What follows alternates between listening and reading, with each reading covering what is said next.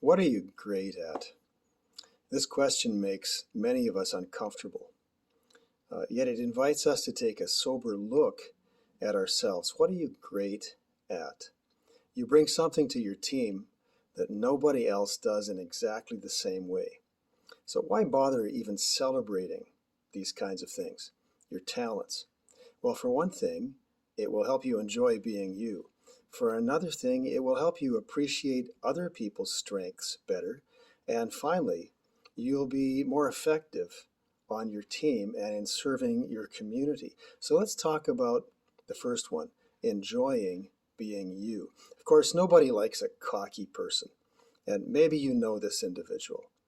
He or she believes they're smarter than everybody else, or at least they have to give the impression they believe that to cover for a deep sense of anxiety or insecurity or even shame.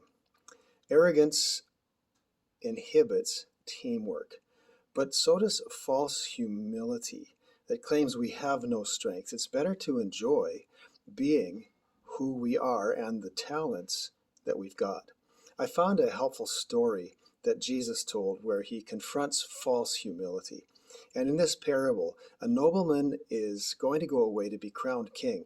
So he calls in 3 or more of his servants, and he gives them each a considerable amount of money to invest.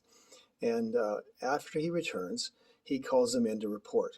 Well, one of the servants has earned 10 times as much, another 5 times as much. But a third person comes in and says, I know you're a hard guy to deal with, you're hard to please. I didn't want to mess up, so I just buried the money. Predictably, the boss is not impressed. And so he takes away the investment he'd given to the third person, and he gives it to the one who'd been most successful, who's now managing multiple properties. Using your God-given strengths causes you to stretch and grow, whereas hiding them can lead to lost opportunities. Another piece of wisdom that says we can grow is that we can give thanks to God because of his great mercy to us, because everything we have is a gift from him. And this leads us to having a sober, honest, satisfying view of ourselves. So if your gift is teaching, teach diligently. If it's leading, lead responsibly. If it's serving, give your very best.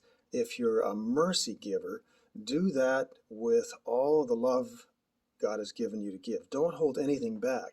Celebrate your gifts. Enjoy being who you are. And if you wonder if you missed the exit ramp to a better life, try staying in your lane and using your best gifts. Sometimes career change is necessary and sometimes important for your growth, but often feelings of discontent come from failure to value the good gifts we already have to use. Don't take the exit too soon. It'll come around again in due time if it's supposed to. In the meantime, keep using your strengths where you are.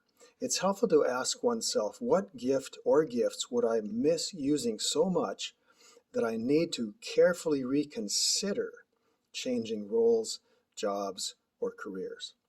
For 47 daily readings about escaping perfectionism and embracing reality, you can find my book, The Best Day of Your Life, on indigo.ca, amazon.ca, or consult your local bookstore and ask if they can order it.